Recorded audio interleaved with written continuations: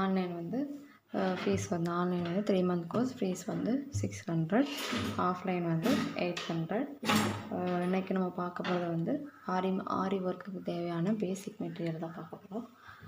First என்ன பார்க்க போகிறோன்னா, ஃபஸ்ட்டு மெயின் வந்து ஆரி ஸ்டாண்ட். தெரியுதா?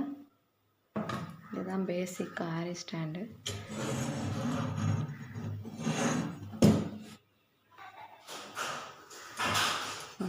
இதுதான் ஆரி ஸ்டாண்டு.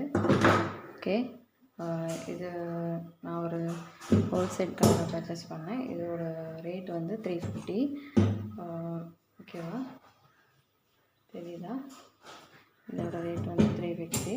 நெக்ஸ்ட் நான் பார்க்க போகிறது ஆரி ஃப்ரேம்.